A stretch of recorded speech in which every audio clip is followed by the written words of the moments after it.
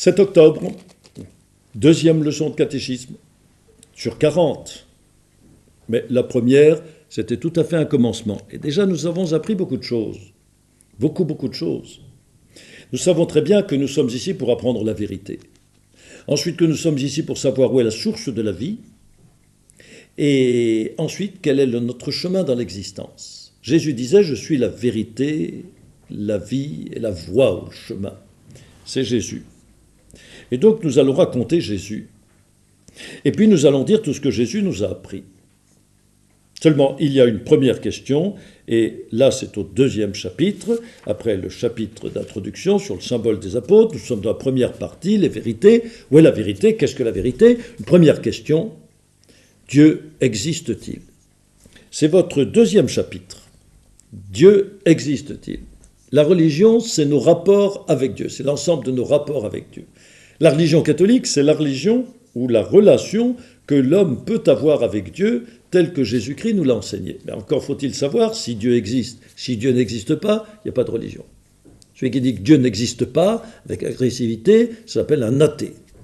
Il dit que Dieu n'existe pas, que le monde existe, oui, ça oui, que les hommes, les animaux existent, les planètes, les étoiles existent, tout ça. Mais Dieu, non, un athée.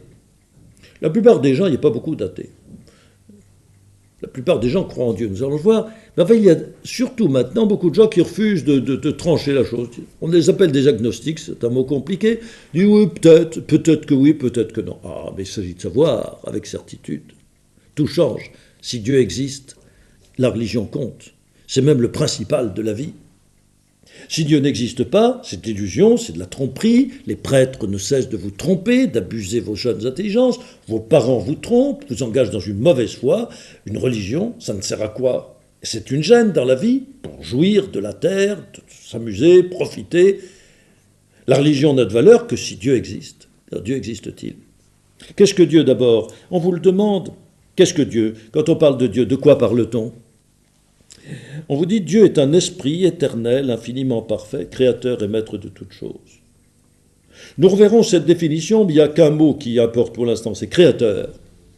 De l'avis unanime de tous les hommes à travers les siècles, on nomme Dieu celui qui a créé le monde, qu'on l'entende d'une manière ou d'une autre, qu'on comprenne le mot créer d'une manière ou d'une autre, qui a fait le monde, par lequel le monde existe, sans lequel le monde n'existerait pas. Et parce qu'il a créé le monde, il faut qu'il soit très puissant, très fort, très sage, peut-être très bon. Il est le maître. Donc, le mot Dieu veut dire quelqu'un. Personne ne pense que c'est de la matière. Les anciens qui croyaient que Dieu c'était le soleil ou la lune imaginaient que le soleil et la lune c'était des êtres vivants. Alors c'était très impressionnant. Mais donc Dieu c'est quelqu'un, c'est un être vivant comme nous, et qui est un esprit comme nous, intelligent comme nous, beaucoup plus que nous. Et cet être, ce quelqu'un, a fait le monde, et parce qu'il l'a fait, il le gouverne, il en est le maître, il en fait ce qu'il veut. Quand tu as fait quelque chose de tes mains, tu peux en faire ce que tu veux, même le casser. Alors, une fois que l'on a su cela, on se demande si Dieu existe. Et quelle preuve j'ai que Dieu existe? Personne ne l'a vu. Du moins, personne d'entre nous. Je vous le demande, tu as vu Dieu? Non. Même Saint Jean, l'évangéliste, dit Dieu, personne ne l'a vu. C'est tout à fait extraordinaire. Saint Jean nous disant Dieu, personne ne l'a vu. Pourquoi? Parce qu'il est invisible, tout simplement. C'est un esprit. Avec nos yeux, nous voyons les choses de la terre. Nos oreilles, nous entendons des paroles de la terre. Avec nos mains, nous touchons des choses matérielles. Mais si Dieu est un esprit, et puis enfin, s'il est le créateur, vous comprenez qu'il n'est pas enfermé dans une boîte, ni dans une maison. C'est immense. Mais alors, s'il est tel qu'on ne peut pas le saisir, qu'on ne peut pas l'écouter, qu'on ne peut pas le voir, comment est-ce qu'on sait qu'il existe? Eh bien, c'est à cela que répond la première question. Pourquoi êtes-vous certain qu'il y a un Dieu? Je suis certain qu'il y a un Dieu parce que toutes les créatures prouvent son existence. C'est tellement court, cette phrase, que vous la saurez bientôt par cœur.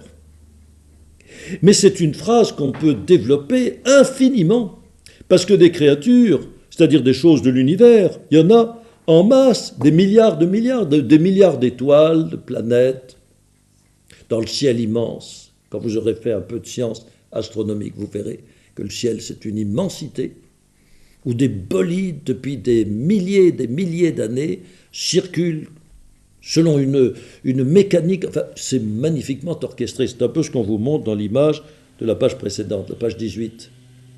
Mais il n'y a pas que tout cela, ce monde matériel, mais il y a toute la vie, tous les insectes, toutes les fleurs, etc. Ce qu'on appelle les virus qui sont tout petits, les microbes qui sont tout petits, et puis les petits animaux que nous voyons à peine, les petites fourmis, et puis des animaux gigantesques qui sont plus forts que nous, etc. Et puis il y a l'homme, là au milieu. Tout ça, tout ce monde-là, vous prenez une seule chose, vous la mettez dans votre main. De temps en temps, quand quelqu'un vient me voir et puis qui dit qu'il n'a pas la foi, maintenant nous n'avons plus de lapins, mais il fut un temps où nous avions des lapins. Je prenais un petit lapin, je le mettais dans sa main, allez, n'ayez pas peur, c'est un petit lapin caressé. Puis je dis, ça, qu'est-ce qu'il a fait? Qu'est-ce qu'il a fait? Alors, tout le monde sait que ces petits lapins sont venus d'une portée. Une lapine a fait cette portée de lapin, c'est charmant. Puis ils sont petits, puis ils sont jolis avec leur petit museau là, raccourci. C'est joli comme tout, c'est joli, c'est bien fait, ça bouge. Et puis ça sait se défendre, ça sait se nourrir, ça sait déjà gratter, ça sait très bien ce qu'il faut manger, ça sait boire. Qu'est-ce qui lui a appris tout ça? On n'a plus de lapin maintenant, ben, j'ai qu'à prendre un œuf. Ou j'ai qu'à leur montrer des petits poussins. Qui est-ce qui a fait ça? On dit c'est la poule qui a fait l'œuf. Et la poule, c'est un œuf, et on remonte une poule, un œuf, etc. Oui, très bien, très bien. Mais ça ne m'intéresse pas, parce que la poule, elle a fait l'œuf, il s'est fabriqué tout seul dans son corps, dans ses entrailles. Quand vous avez tué une poule, vous avez vu tous ces petits œufs qui se forment peu à peu. C'est impressionnant. Puis un jour, elle a pondu son œuf toute contente en criant cocorico. Puis l'œuf, qu'est-ce que c'est? Si vous le cassez, c'est du jaune et du blanc d'œuf. Tout le monde sait ça. Si vous avez faim, vous le gobez. C'est bon. C'est très nourrissant. Très, très nourrissant. Mais si vous le laissez tout seul comme ça, et puis que vous le chauffez doucement à une lumière électrique ou sous l'aile de sa mère, contre le flanc de sa mère, qui brûle à ce moment-là, elle le couve, et puis un beau jour, il y a un petit poussin qui sort. Ça s'est fabriqué tout seul. C'est pas la poule qui l'a fabriqué. Elle a pondu l'œuf. On a mis l'œuf dans une couveuse électrique, et puis l'œuf chaud, comme ça, en chauffant tout doucement, il ne faut pas que ça soit trop chaud, l'œuf, eh bien, un mystère se passait dans cet œuf. C'est que ce jaune devenait un petit corps qui se nourrissait avec le blanc, et puis il y a même une bulle d'air qui est prévue. Il y a une bulle d'air qui est prévue dans l'œuf. Vous saviez ça? Prenez un œuf à la coque, vous voyez très bien la bulle d'air. Cette bulle d'air, c'est pour que le petit poussin puisse respirer. Mais d'où est-ce qu'il vient cet air? Alors la poule avait de l'air dans ses entrailles? Oui, pour ça. C'est incroyable. Quelle machine formidable. Ça se fait tout seul, et puis le poussin pousse des petites ailes, un petit bec, des petites pattes, aussi longues l'une que l'autre. Je ne sais pas comment il se débrouille, mais c'est aussi long l'un que l'autre. Puis un beau jour, il en a assez d'être enfermé, il a envie de respirer, il respire un peu sa bulle d'air, ça lui donne du courage, puis il étouffe parce que la bulle d'air ne lui suffit pas, cac, il casse la coque, et hop, il se met à courir. Il est entré dans un monde qu'il ne connaissait pas. Il était dans son blocos, là, et dans son blocos, il se donnait tout ce qui lui était nécessaire pour vivre dans ce monde, puis même vivre très bien. Alors j'admire, moi je prends un petit poussin dans ma main, le jour où il nous arrive, il nous vient de gens qui les ont fait couver en couveuse électrique, il n'a jamais connu sa mère, ce petit poussin. Il vient là, je le prends dans ma main, il est tout chaud, son cœur bat, et puis je lui mets un peu de riz concassé dans ma main. Il regarde le riz, puis même je mets un peu pour le tromper, je mets un peu de sueur de bois aussi. Mais il ne prend pas la sueur de bois, il n'est pas fou. Il picore, tchoc, tchoc, tchoc, le riz. Pourquoi le riz et pas le bois? Qu'est-ce qui lui a appris ça? Sa mère? Il ne l'a jamais vu. Puis même, il me fait une chose surprenante. J'ai étudié beaucoup la psychologie des animaux. J'étais professeur, j'enseignais cela. Mais dans les livres, on ne le dit pas, ça. C'est ma gouvernante, moi, qui me l'a appris, parce qu'elle est de la campagne, elle sait très bien ça. Eh bien, on met du grain comme ça. Il picore dans notre main. Puis au bout d'un moment, vous savez ce qu'il fait? Il se redresse, tout fier. Ben alors, c'est charmant. Il se redresse, puis il gratte le fond de ma main. Comme les poules grattent les basses-cours pour trouver des vers, pour trouver de la nourriture, elles grattent. Mais lui, dans le fond de ma main, c'est idiot. Non, c'est pas idiot. Il sait qu'il faut gratter pour trouver encore de la nourriture meilleure, vivante, des petits vers. Qui est-ce qui lui a appris ça? C'est pas la poule, c'est pas moi. Il faut donc qu'il y ait eu, comme nous disons quand nous fabriquons une auto ou un avion, il faut qu'il y ait un ingénieur qui ait pensé tout ça, toutes ces parties, et puis qui ait dirigé le développement. C'est pas le petit poussin qui dans son œuf, sait ce qu'il fait, il ne sait pas ce qu'il fait. Voyez-vous, un petit poussin, un œuf, je pourrais vous en parler, on pourrait en parler pendant des années, toutes les merveilles de la création, tous ces savants, je connais un savant, j'ai lu un article sur un savant qui a passé 10 ans de sa vie à étudier la coquille de l'œuf. Parce que la coquille est tellement compliquée, avec des petites ouvertures, 10 000 ouvertures pour que l'air puisse rentrer, que la vapeur d'eau puisse sortir. C'est merveilleux, tout est merveilleux. C'est beau, c'est compliqué, c'est bien adapté. Puis le petit poussin, il court, et puis il va grandir, devenir un coq, une poule, et puis la vie continue. Qui est-ce qui a fait ça? Nous l'appelons Dieu. Alors il est partout à l'œuvre, sans qu'on le voie. Mais s'il n'y avait pas de Dieu, ceux qui disent qu'il n'y a pas de Dieu, ils ne peuvent pas expliquer. Ils expliquent la mécanique, comment ça se fait, le petit poussin, comment il se transforme de jour en jour, comment ça se forme peu à peu. Et le comment, mais pourquoi, qui est-ce qui fait ça? Ils n'en savent rien. Et s'ils sont athées, on peut ne voir dans cette attitude une espèce d'attitude de rejet de Dieu. Ça s'impose tellement, et c'est la question suivante, qu'à travers les siècles, les hommes ont toujours cru qu'il y avait un Dieu. Ils l'appellent comme ils veulent, mais c'est un Dieu.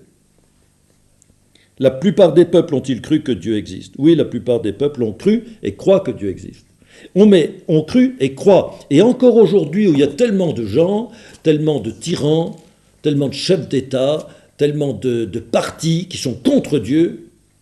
Par exemple, en Albanie, c'est un pays où il est interdit de parler de Dieu sous peine de prison. On dit l'Albanie est le premier État athée, c'est-à-dire sans Dieu.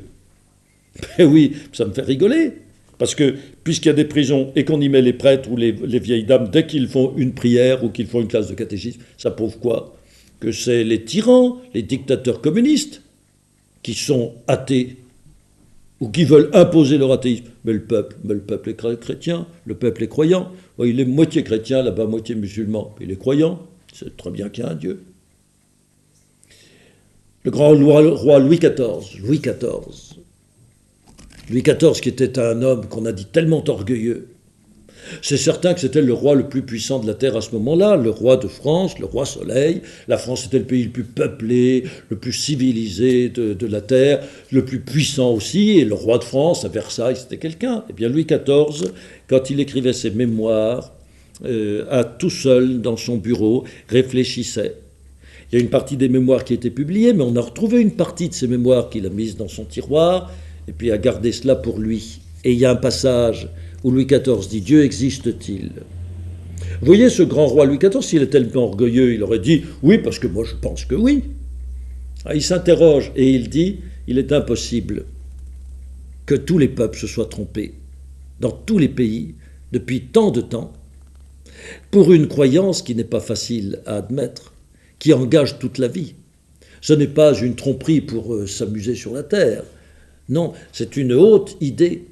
C'est une réflexion très sublime qui nous mène l'homme à regarder vers le ciel en pensant qu'il y a là quelqu'un qui l'a créé, qui veille sur lui et qui lui demandera des comptes à la fin de sa vie. Alors le roi disait, si c'était une supercherie, si c'était une imposture, les peuples ne l'auraient pas cru longtemps. Pour que les peuples l'aient cru dans leur grande masse et qu'il n'y ait eu que certains esprits forts, que certains esprits caractères forts et agressifs pour le refuser, il faut vraiment que ce soit vrai. Et vous voyez, je pense que ce raisonnement est très fort. Nous sommes tellement d'hommes. Nous avons tellement d'intelligences différentes que si c'était faux, mais on l'aurait trouvé que c'était faux. On aurait trouvé la raison pour laquelle c'était faux. Et puis cette raison-là, les hommes, peu à peu, on aurait tous été convaincus. C'est beaucoup plus facile de détruire une chose fausse que de l'imposer. C'est tellement vrai qu'un paysan, les paysans qui sont là au contact de la nature, qui voient toutes ces merveilles de la nature, mais le paysan, il n'a pas besoin qu'on lui enseigne que Dieu existe, il le sait bien que Dieu existe. Et vous avez qu'à un soir sortir de la maison, regarder le ciel, les étoiles, la fixer, penser que ce sont des énormes choses, 1000 fois plus grosses que la Terre, qui sont en fusion là dans le ciel, et puis qui vont, et depuis des milliers d'années, 3 milliards d'années, et ça circule, ça ne se rencontre pas, c'est toujours pour nous un mouvement qui nous protège, c'est merveilleux. Alors on dit simplement que Dieu existe Et puis il y a autre chose, là nous sommes au catéchisme, nous apprenons la religion catholique. Dieu s'est-il fait connaître lui-même aux hommes? Oui, Dieu s'est fait connaître aux premiers hommes, puis à Moïse et aux prophètes. On ne dit pas qu'il s'est fait voir. Ah, parce que pour voir Dieu, on ne peut pas le voir ici-bas. Mais il s'est fait connaître, c'est-à-dire qu'il a pris des formes, des apparitions que nous pouvions, dont les hommes pouvaient supporter le regard. Il s'est montré à Adam et Ève comme un bon père. Et puis il s'est montré à Noé, il s'est montré à Abraham, à Isaac, à Jacob, des quantités de gens. Dans l'Ancien Testament, on trouve cela dans la Bible, c'est raconté dans la Bible. Quelles apparitions il avait prises. Par exemple, un jour, Abraham, il est apparu sous la forme de trois jeunes hommes, trois hommes, beaux, et puis se ressemblant tout à fait l'un à l'autre, et c'était Dieu. On ne s'attend pas à une apparition pareille. Et donc il est apparu ainsi, et puis à Moïse sur le mont Sinaï, d'abord dans le désert du Sinaï. C'était une flamme dans un buisson, et le buisson ne brûlait pas, et la flamme faisait un brasier éclatant. C'était Dieu qui lui a parlé. De cette flamme, une voix est sortie. Des apparitions de Dieu. Tu ne peux pas voir, mais il montre une figure qui parle à l'homme de ce qu'il est. Puis il lui adresse sa parole. Il se fait connaître ainsi. Alors, s'il ne s'était jamais fait connaître aux hommes, on saurait qu'il existe. Comme les païens qui savent bien qu'il y a un grand Dieu très haut. Souvent, ils ont des quantités de dieux tout à fait secondaires, mais ils pensent qu'au-dessus des dieux, il y en a un autre, le plus haut, le très haut. Les missionnaires ont découvert cela. Bref, tous les hommes, à peu près tous les hommes, savent bien qu'il y a un grand Dieu, le Seigneur de tout. Mais il est apparu. Et voilà ce qui fait la puissance et l'intérêt incomparable de notre religion, qu'il est apparu et que nous connaissons ses apparitions par les textes, la Bible qui nous le raconte. Et enfin, on nous dit, et il s'est fait connaître surtout par son Fils Jésus-Christ. On ne dit pas qu'il est apparu à Jésus-Christ, parce que Jésus-Christ venait du ciel, nous verrons cela, et qu'il connaissait très bien son Père, Dieu, et qu'il est Dieu lui-même.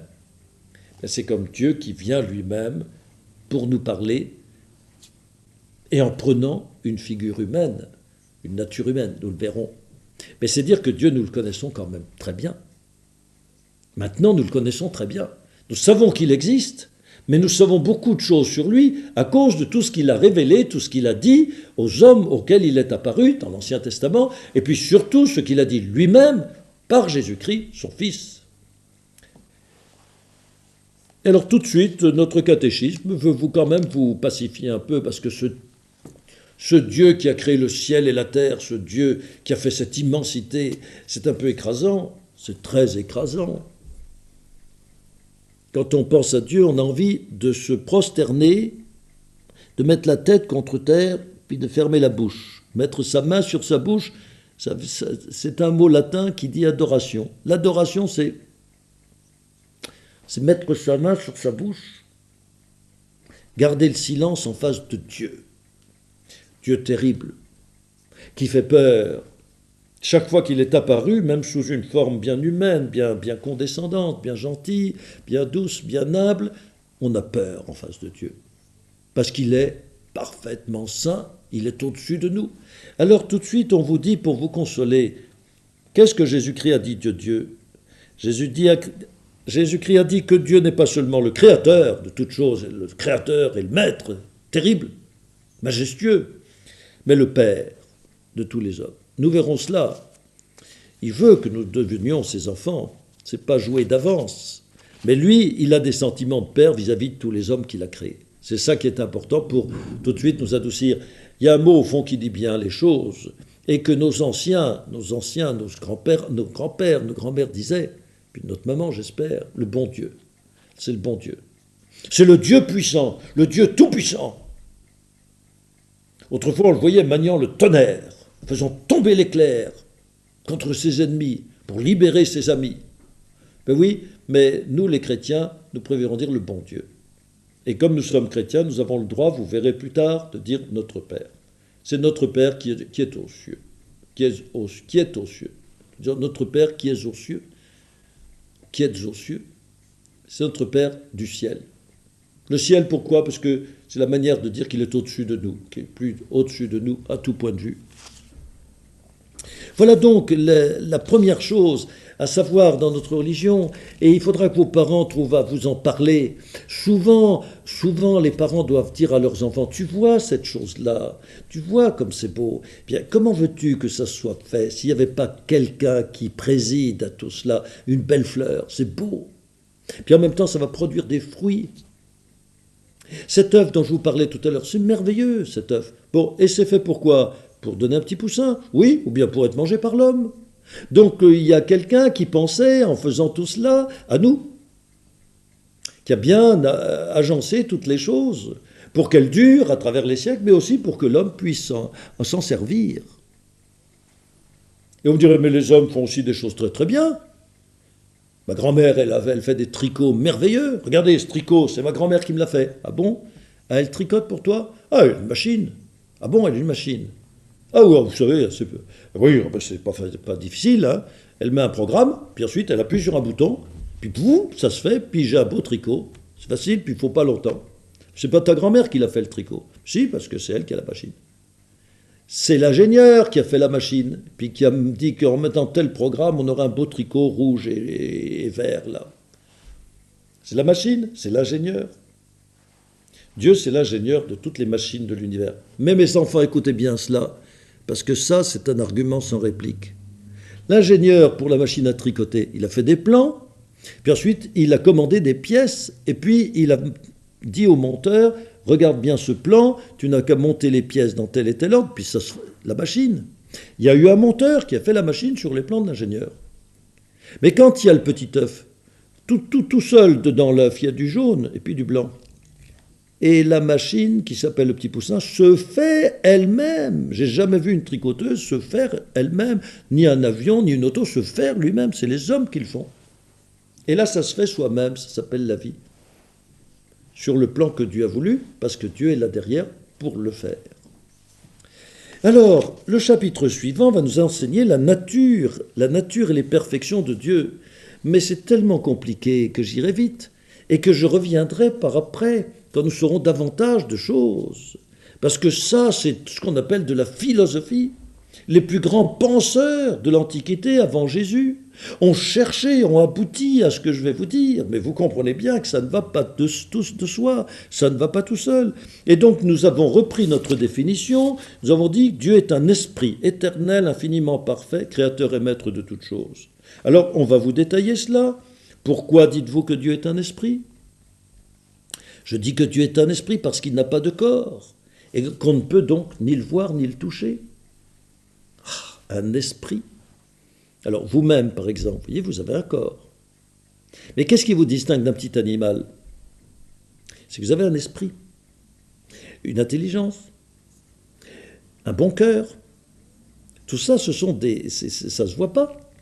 Si on te coupe en long, en large ou en hauteur, on ne te voit pas quelque part ton intelligence. Je sais bien, on trouve ton cerveau, mais ton cerveau, c'est un paquet de fils électriques, de cellules électriques, c'est comme un ordinateur, ton cerveau. Mais il y a l'intelligence qui se sert de cet ordinateur, mais elle est invisible. C'est ce qu'on appelle un esprit, c'est une réalité qui ne se voit pas avec les yeux du corps, qui ne s'entend pas avec les oreilles, ni avec des appareils radio, etc. C'est impalpable, c'est imperceptible, et cependant, c'est vrai, ça existe. Qu'est-ce qu'il y a de différent entre ton corps et ton esprit? C'est que ton esprit vaut beaucoup mieux que ton corps. Un corps ne pourra jamais fabriquer un esprit, tandis qu'un esprit peut fabriquer des corps, un esprit peut fabriquer des robots qui ressemblent presque à notre corps, de loin. Dieu n'est pas un corps, Dieu n'est pas de la matière, Dieu est un esprit. Nous lui ressemblons parce qu'il est le plus parfait en nous. Pourquoi dites-vous que Dieu est éternel? Je dis que Dieu est éternel parce qu'il a toujours existé, qu'il existera toujours. Il existe. Son nom dans la Bible, c'est Yahweh. Yahweh, en hébreu, ça veut dire « je suis ». Je suis, voyez-vous. S'il y avait eu un moment, comme pour nous, où il n'existait pas encore, à ce moment-là, il aurait bien fallu que quelqu'un le fasse exister. Non, il a en lui l'existence. C'est incompréhensible, c'est merveilleux. On ferme les yeux, on pense « je suis ». Dieu qui dit « je suis », Dieu est, Dieu existe, là, comme ça. C'est que nous n'existions pas, il y a 50 ans, il y a 100 ans, nous n'existions pas, puis dans quelque temps notre corps n'existera plus. Voyez-vous, nous avons reçu l'existence pour un temps, et puis ce qui est merveilleux pour notre âme, plus tard, c'est que notre âme va être presque éternelle comme Dieu. Elle va être immortelle. Il nous a créés maintenant, c'est pour toujours. C'est merveilleux, ça nous dépasse. Disons pour l'instant que Dieu est un esprit éternel. Et encore, pourquoi dites-vous que Dieu est infiniment parfait? Je dis que Dieu est infiniment parfait parce qu'il a toutes les perfections et que ces perfections sont sans limite. Les perfections. La maladie, ce n'est pas une perfection. La lourdeur, la pesanteur, ce n'est pas une perfection. Des choses comme ça. La grosseur, ce n'est pas une perfection. Il faut être gros, mais pas trop. Il faut être lourd, mais pas trop. Tandis que l'intelligence, la science, tout ce que nous estimons comme les plus belles choses de la vie, ce qu'on appelle les vertus, les beautés de l'âme, l'intelligence, le cœur, la volonté, l'énergie, la force spirituelle, pas la force physique. Alors tout ça, Dieu l'a plus que nous tous, puisque c'est lui qui nous l'a donné. Donc il a plus que nous, beaucoup plus. On dit infiniment plus, mais c'est un mystère. Je ne l'ai jamais vu, pour vous le dire. Notre intelligence nous dit simplement que Dieu est sans borne, pas de borne. Donc il est infiniment parfait. Question suivante que nous avons déjà expliquée. Pourquoi dites-vous que Dieu est créateur et maître de toutes choses? Je dis que Dieu est créateur et maître de toutes choses parce qu'il a fait de rien tout ce qui existe et que tout lui appartient. Quand on dit qu'il a fait de rien, ça ne veut pas dire qu'il a tiré de rien. Il n'y a pas une poubelle dans laquelle il n'y a rien. Vous comprenez qu'on tire de rien. Ça veut dire simplement qu'il n'a pas tiré de lui-même. Ce n'est pas lui qui s'est fait nous. Nous ne sommes pas une partie de Dieu. Non, il nous a dit que nous soyons et nous avons commencé d'exister. Comme ça. Sans qu'il n'y ait rien avant, avec quoi? Tandis que l'homme, lui, il prend un tronc d'arbre, et avec ce tronc d'arbre, il fait une belle statue de bois, mais il a eu besoin du tronc d'arbre. L'homme fait des choses avec d'autres choses.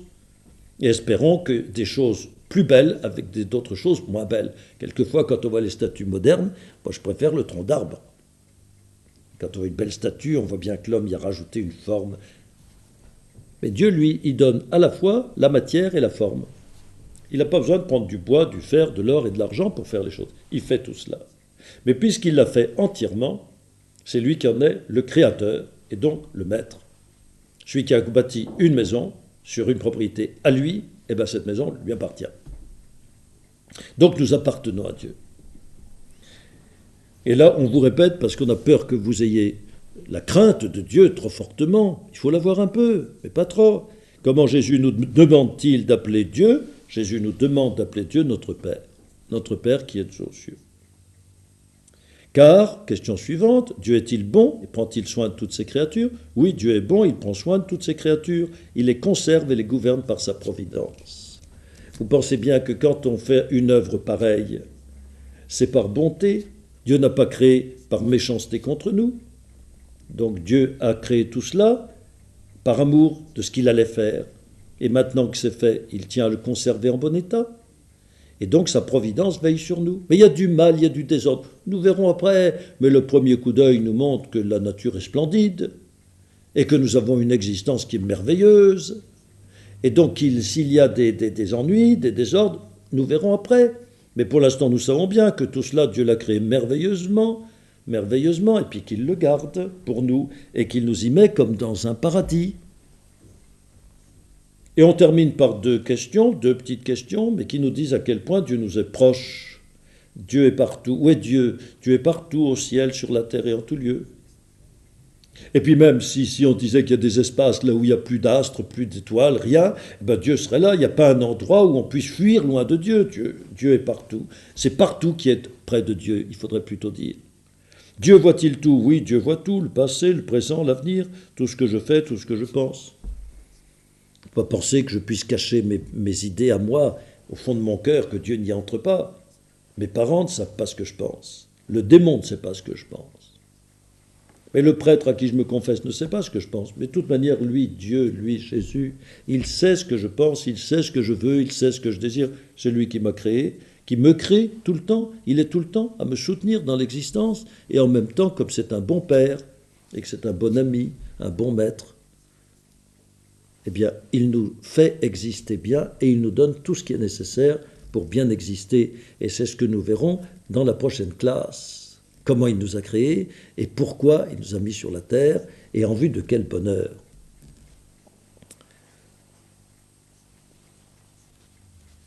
Apprenez bien cela. Et nous nous retrouvons dans 8 jours.